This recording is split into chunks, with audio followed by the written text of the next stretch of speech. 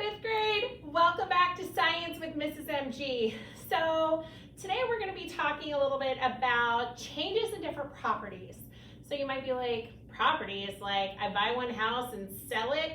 No, we're not talking about like house hunters or apartment hunters or anything like that. We are talking about different properties like solid, liquid, and gas. So today our focus question we're going to be answering is, what is the difference between dissolving and what is the difference between melting? So in your journal, we're going to go ahead and have some hot water here. I have some margarine, wax, a pebble, and then some chocolate. So I want you to kind of make some predictions. So here we go, like using like my handy dandy chart over here. Just like you would like sink or float back in like first grade and second grade. Today we're gonna do the same thing. Dissolve or melt. So chocolate, what's your prediction? Dissolve or melt? What's that? You're not sure? Let's find out together. Margarine, dissolve or melt? I think that this one's going to dissolve. Pebble, dissolve or melt? Melt?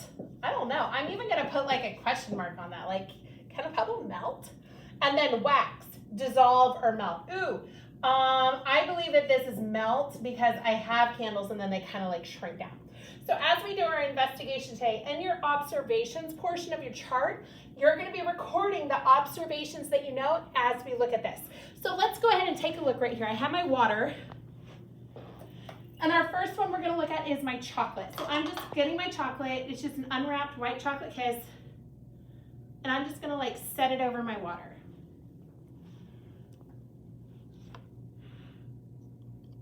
Oh, look. Do you see at the bottom, like it's already leaving like some residue?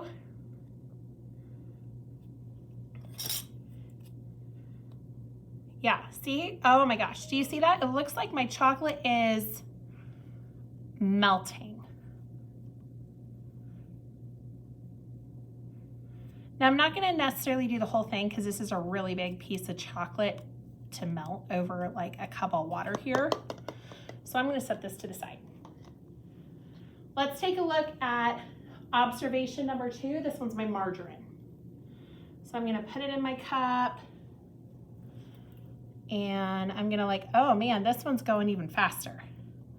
Look at that. Do you see that? Like, man, if this was a baked potato, oh yeah. And I see that like my margarine is kind of melting. That is some delicious goodness right there. What about my pebble?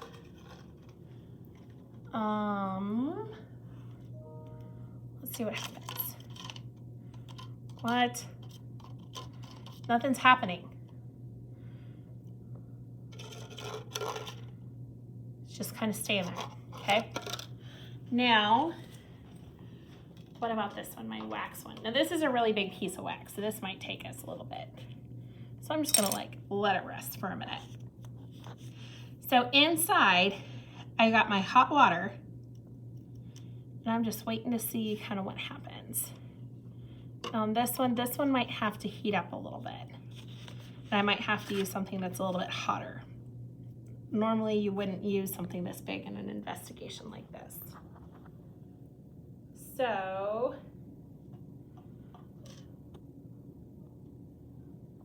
yeah, I think I would have to like show you through the magic of science. Don't worry, I have a melted and a cooled one right here on my little Scentsy brand owl warmer here. So let's take a look, 5th grade. This is already melted down and cooled. So is a wax item able to be melted? Yes. Did it dissolve? Did it like disappear? No, didn't disappear, but it looks like it did melt. So let's go ahead and talk about some of the results that we got from our investigation today. So some of the things that we observed. Did heat change physical property here? Yes. When I added heat to my chocolate, to my margarine, and to my wax, I got a physical change. It went from a solid item, or a solid kind of like you see here, to a liquid, and where it began that melting process. Now, let's talk about what are some of those materials that melted. Well, my chocolate did, and my margarine did. Now, all of my materials started out as a solid, didn't they? Yeah, and since they all started out as a solid, let's think about which ones didn't change. That'd be my rock right here, or my pebble. Now, my pebble didn't change when I had the heat added to it. So can I change my pebble though? Can it physically change to something else?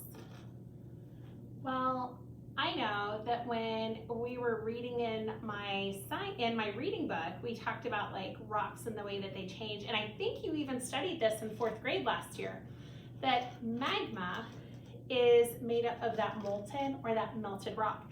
But magma is exceptionally hot.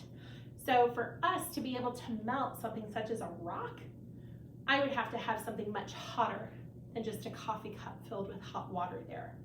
So let's go ahead and go back to the question. What is the difference between dissolving and melting? Well, the difference between dissolving and melting is that dissolving, well, what do you think? What happens when you dissolve something? When you dissolve something, one item gets absorbed into another item. We kind of saw that with our salt water. Where did the salt disappear? No, it dissolved inside the salt water. So it kind of got absorbed. So we know that dissolving is when a material is absorbed by another material, whereas melting is going to be a change from like a physical to a liquid form. Now, do both of these have a property change? If I'm dissolving it, am I changing it from a solid to a liquid form? Absolutely. So let's do some reading, 5th grade. Let's read a little bit about solid to a liquid. When we're done, we're going to go back and kind of answer that focus question again in 3 to 5 sentences and submit that picture to Canvas when you are done. So goodbye, I love you, and I will see you at our next investigation.